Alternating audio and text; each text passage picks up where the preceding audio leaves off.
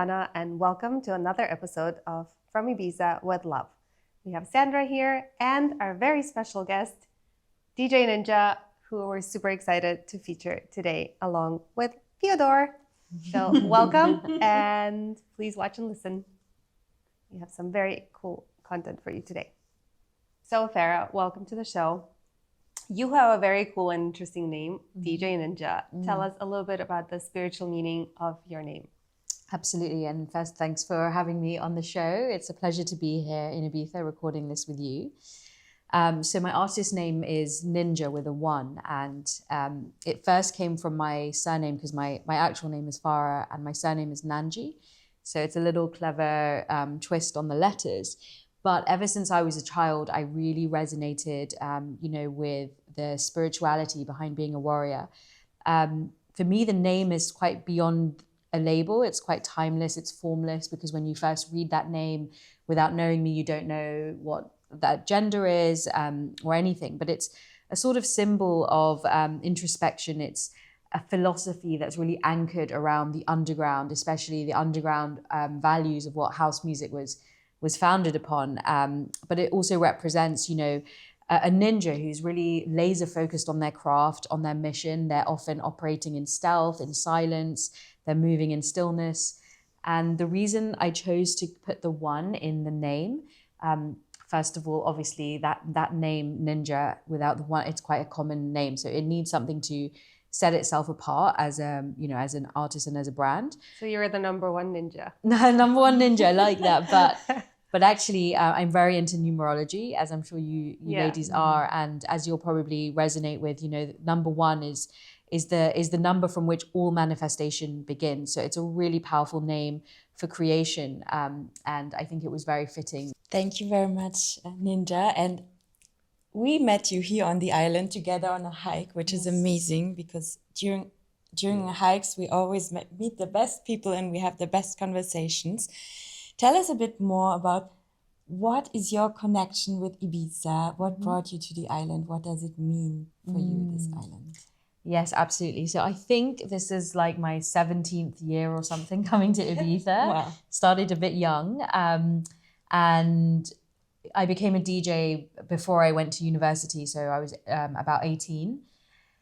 And of course, this island is the absolute, core of electronic music. So one had to come here to experience what is that music in the metropolis of where it all sort of has amplified itself from. But of course, you come here and there's so much, that is around this island that is at the same time maybe connected to music, but also apart. And, the minute you come here, if you're in tune with your essence, with your core, you realize it's such a high vibrational island. There's such a high frequency that operates here. And this island, it will tear you apart. It will give you days in paradise and it will teach you to surrender. It will teach you to flow in rhythm. And every time I come here, it's a different experience. I meet the most incredible people here that are really just operating on a different dimension. And I actually trained as a music journalist here straight after going to business school. And I really fell in love with uncovering the hidden sides of Ibiza, the stories of the people, the history of this island is so, amazing from the time of when the Arabs ruled the island to the salt plains, to the reason of why people, way back in the days used to come here, because it was that freedom and that sort of rebellion and that creativity that people were drawn to not accept the ways that the world was being conditioned, even way back then. And that has continued, I think, throughout its time. And that's really what has attracted me to this island. Fascinating. And what would you say 17 years ago until now? How would you describe the evolution of the island? I think of course we have to look at the relationship between electronic music and the island, because whatever is happening globally, it affects the way that this island has also been able to operate and succeed. Of course, it's grown so exponentially since 2010, the time when Swedish House Mafia and electronic music really broke through to the masses inside America, and the impact that had globally. Today you can walk anywhere in the world and you will find a pocket of electronic music. You can go into Gucci and you'll hear Blondish records playing. You can go to a yoga session and there will be a form of electronic music. So that has then created this whole ecosystem for this island to thrive upon. And that has created the tourists that obviously come here for either that, or now, of course, there's this huge wellness movement on the island, and a type of tourism where people can, afford to, experience the amazing gastronomy. So more and more people, I think, especially as the world is becoming so fragile, people are looking for alternate spaces to be in and to live in. And there's a beautiful community here of entrepreneurs, of many different, they don't obviously all operate within music. And I'm seeing that a lot. Yeah, I think that's also what we experience, these two polarities of the island. And lately with the opening also of Universe, you feel like the polarities have become even stronger between hyper clubs and smaller local artists and local concerts. How do you see these polarities at the moment? Yeah, it's a great question. And I think, there is this kind of north-south divide, and even east-west, right? But a lot of that, what you talked about in terms of the local communities and the local artists, and perhaps even some of the spirituality is rooted quite deeply in the north. And you have this very famous club now called Akasha, which is basically challenging everything about the ecosystem of the music industry, which I absolutely love, because basically this is a club where it's a sound movement. That's how they describe it. Sound movement. It's a sound movement. And it's not only just a sound movement, it's a sound movement on many levels, but it's a sound movement first on the island because it's in the north. So, you have to have the intention to travel there, to want to go there. It's not in the metropolis of, Playa d'Embossa and these kinds of spaces. Then the way that the sound system is designed, that they say that 1 billion people under the age of 35 in the next 10 years will experience hearing loss because of the loudness of the clubs and the environments. And so the way that their sound system is designed is to actually protect the listener through a lot of the ways that they've designed the sonic design of the club. But then also to play in Ibiza for any electronic artist is a huge milestone, and it's a dream for many artists, but it takes a lot to get to that point.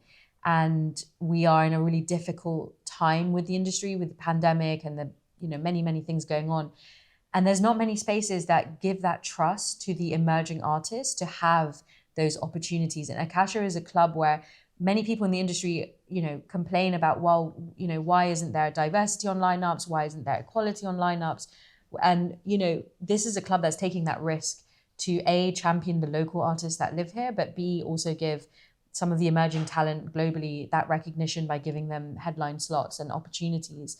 And so that's amazing. And the other thing to add there is you look at a lot of these huge artists and they charge 6 figures and they are getting similar level of talent, but they're not paying those fees. And they're also counteracting some of the imbalance that's happened in the industry where these fees have just gone astronomical. They just don't stop rising. And at some point that ceiling has to break. But going back to your question, the polarity. So I think, some people will just stay in the north and they'll choose to come out a little bit to the other side as and when, and they're very happy there because everything they need is there, to be honest. And they don't necessarily go so deep into the tourism parts of the island where, some people are coming for that and that's what they experience.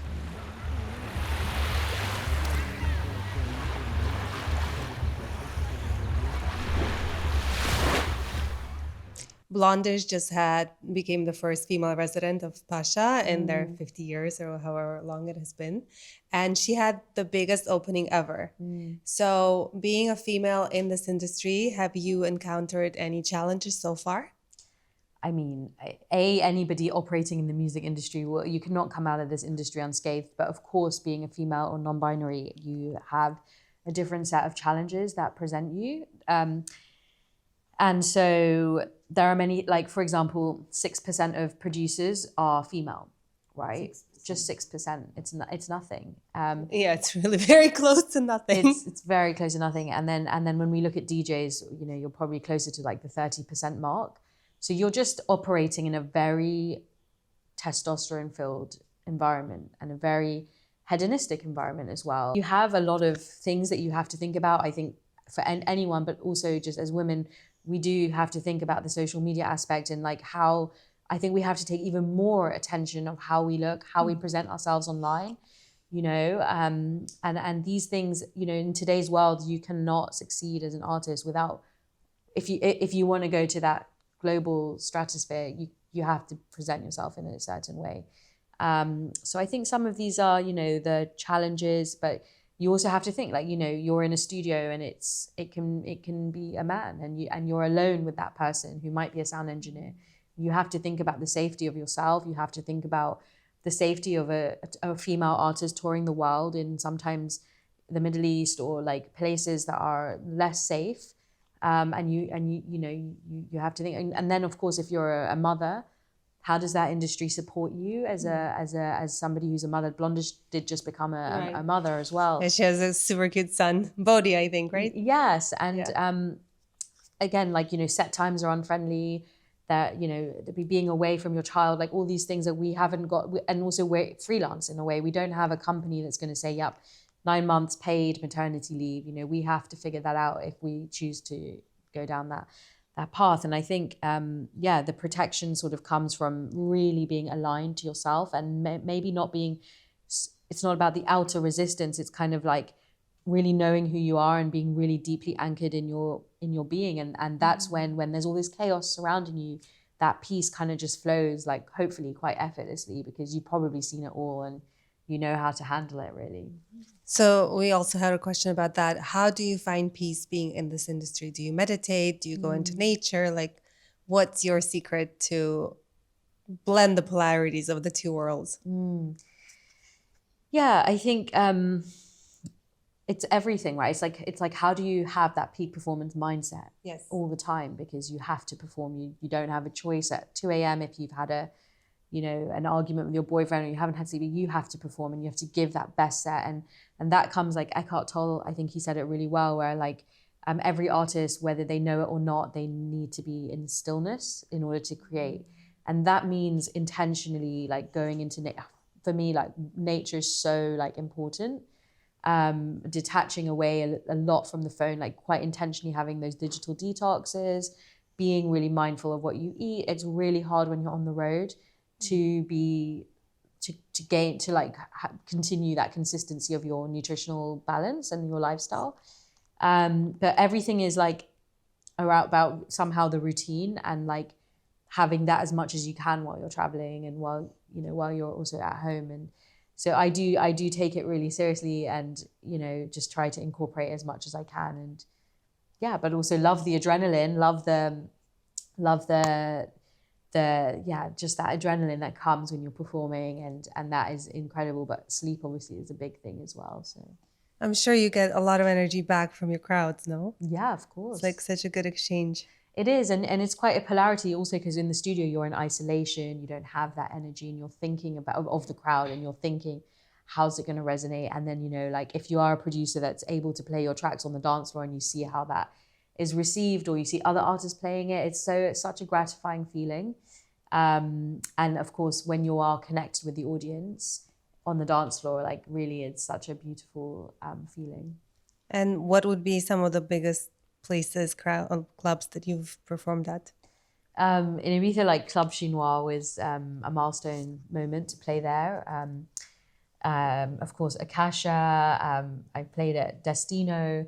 And yeah, just like some of the clubs that I've still got like a long way to go, many on my bucket list for sure.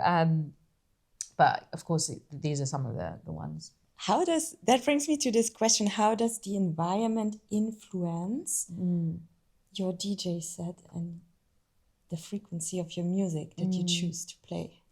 Yeah, so I like, again, closed space versus outdoor space. It has a different frequency already. If you're outside, you're in nature, you're breathing fresh air, that's incredible. But of course, like typically a lot of the music is in underground locations and closed spaces, and so every club has a different vibration. It's been designed with different intention, and also the crowd is different, the culture, and so it is great if you can kind of experience that before you play, because then you really know. Because again, like something that a book or even a DJ course can't teach you is like, how do you read a crowd? How do you read energy? But you're not speaking to those people, right? So how do you do it? And that's like the secret sauce of a DJ, is how well can they read a crowd? Because you get to a point in your life, hopefully, if you're an artist where you're touring and, you're playing here one day in Watergate, you're playing in Womb in Tokyo, and you don't know those people personally, most of them, 90% of them. So how do you read those people? And how do you read culture, right? How do you read these people? Yeah, I mean, that's like experimentation. It's like knowing maybe how has electronic music developed in that country? What relationship have they had? What artists are working really well there? And then it's all about experimentation and risk. So experimentation and risk. Absolutely. So like you tease like bits of like your sound. Like for me, like what I create my palette with is Afro tech, ethnic sounds, progressive, and ethereal techno. But those are all very different spectrums. So you can see instantly, like even when we were together at that somatic breath rave, we saw like the energy when that DJ started playing ancestral Afro. People started getting really into that like primal selves. And when you see that people connect with that, then you can go deeper into that. Or if you see like, you tease a little bit of music that has like ethnic sounds and people respond to that, then you can go deeper. It is all about that experimentation and risk, like that pull and push. Because also like there's a trust, and a lot of the times you're playing tracks that people don't know, like they don't know this record. It's not in the top 20, it's not in the charts. So they need to have that trust in the audience where they're not like, they don't need to sing there are no lyrics actually. So they have to really have that trust. So yeah. That's fascinating. And coming back to the event that we joined together, in a previous podcast, we also talked a lot about the power and the impact of music and the role of healing.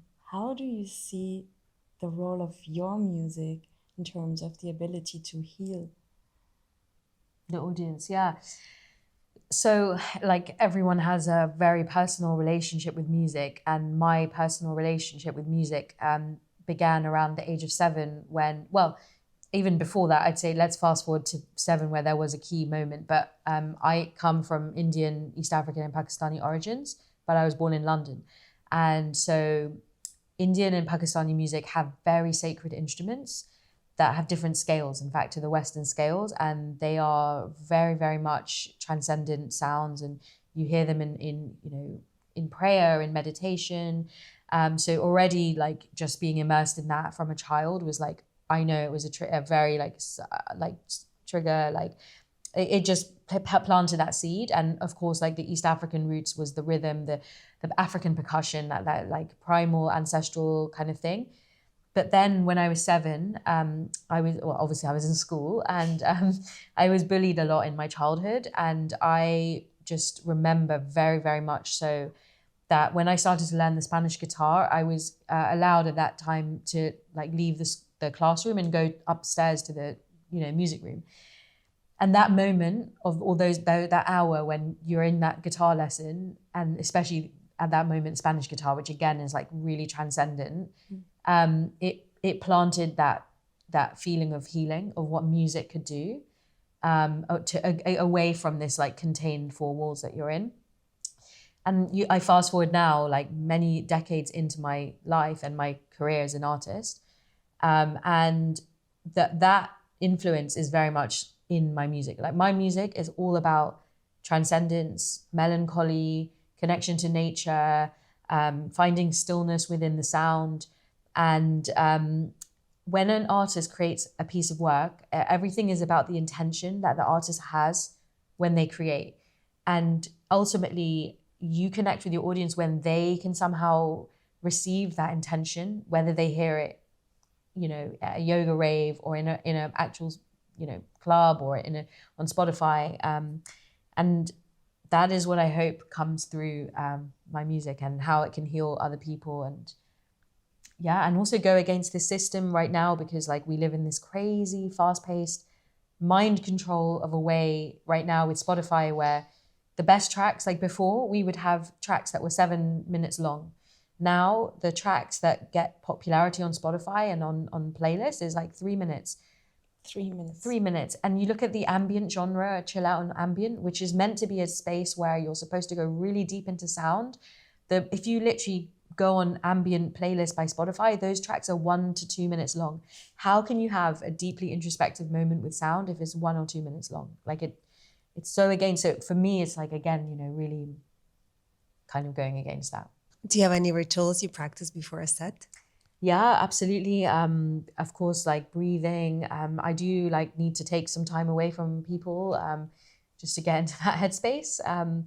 So also telling myself and like looking at my USB and saying like, what is my intention with you? This little stick, you know, like I want you to give me back some good vibes, and that because you always I always get nervous before a gig, like 100%. Always, like it's just natural, you know. So you need to find ways to like calm that nervous or anxiety. So breathing, what have I done that day? Have I managed to get out for fresh air? Because like often you're sitting, you're digging, you're not really moving, you're just there for like 12 hours, like trying to find music for the set. So yeah, a lot of lion's breath, qigong. Lion's breath. Somatic release. These things. You were saying before that your name Ninja also represents being laser focused. What are you laser focused on at the moment? Oh yeah, so we're in the beginning of summer, and I've spent the last 10 months laser focused in stealth mode, but now happy to share with, I'm starting to talk about it now, on creating my own music label called Tales of Twilight. And it's a really pivotal moment for any artist to launch their own imprint, and something that I've really thought many years about. When will be the right moment to share my artistic vision with the world on my own imprint? And so I've been collecting a lot of the sounds of speed because I love adrenaline. So the sounds of skiing, snowmobiling, but also nature, like recording the sounds of snow, of plants, different things, and like turning that into music. But this is Tales of Twilight is an ethereal portal for explorers, wanderers, travelers to kind of lose themselves in timeless music, and really like also spotlight artists that are like giving back to the earth, and also like kind of just sharing a bit, you know, or highlighting what is some of the natural things that we are facing in the world, and just creating a canvas where we can kind of maybe just pay tribute to that, really. So when is the moment of the release of your label? It's going to be in September. Yeah, and I'm creating sort of. So I'll give you an example. Alpine Air is the first record that's coming out on the label. So Alpine Air will be released as Alpine Air by Ninja, and then 6 weeks later, I invite an artist that I really love, that I feel is, you know, on that same, has a similar values, to remix the record. And then 6 weeks later, I create an ambient version where I've stripped back the record, probably half the BPM, and I've created a guided meditation. I've created, because the artwork and the branding around is a lot around contour art. So I will create like, these kind of coloring in sort of pieces where anybody can take the actual artwork and actually color it in themselves, which is a form of meditation. I will also go into the numerology behind that number. So like if that's the first record, then in that meditation, we will do a breath series that's focused on just one breath. Then record 2 will have around 2 breaths, and kind of really going into this like numerology thing, and just being really creative with that side of it. And it will also, the ambient version will be mixed in Dolby Atmos. So every channel of sound will have an auditory path, a unique auditory path that you know, the hats can go maybe from here to there, like, yeah. So that's the vibe of Tales of Twilight. So Theodore has a question for you. If your life was a track, what would it be called? Great question, because I feel like all my records are very much created with defining the soundscape of my life. So I'll take a couple of examples, but three examples actually. One, infinite being. We are obviously infinite if you believe in the soul, but in eternal spirit. Then I have a frequency illusion, which is it's kind of with the ninja vibe. It's like it's all a frequency illusion, but that's based on the Bader-Meinhof theory of, let's say, like you never heard the word Sabina, for example. I'm just looking at this art word.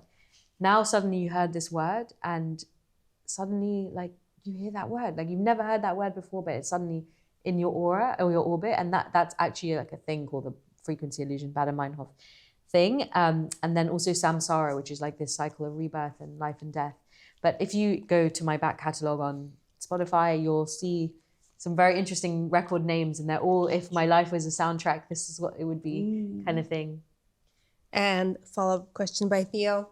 Where can we see you this summer if we want to dance to your music? Where can we go dance? Got to come to Ibiza. Hopefully there'll be more gigs at Akasha, at Pikes, at Secret Villa parties. In London, I'll do a label launch at W1 Curates in September. So if what we've been speaking about resonates, then slide into my DMs and maybe. So what is your Instagram? Oh, at DJ.N1NJA. So DJ.Ninja, but with a one. Yes. Okay, cool. And that we can see everywhere that you'll be around the world. Correct. Okay, we're coming. Right, Nice. Theo? And if there was one last question that we should still ask you today, which one would that be? Ooh, now I have to look at my notes. What is the sound of spirituality? What does that sound like? What does spirituality sound like to you? It is the space between the notes. It's the silence between what we don't hear when we listen to music or when we listen to the world around us. And when we're like fully present and still in that moment, we really hear or see or resonate that, you know, the world is really an expression of the vibration that we all feel, and we are then connected to the infinite intelligence of this cosmos, of like where we are. And that to me is what spirituality sounds like, because people say, how can we become spiritual? What is spirituality? I mean, that's probably another podcast, but another episode. Yeah, another episode, but yeah, maybe that leaves some introspection for your listeners to go down a rabbit hole. Thank you very much for your deep insights on your creations and the connection to the island. And yeah, we love to hear more from your label. Absolutely. And can't wait. Thank you everyone for joining us. If you like this, please send us a message, subscribe, like, and we hope to see you soon on the dance floor.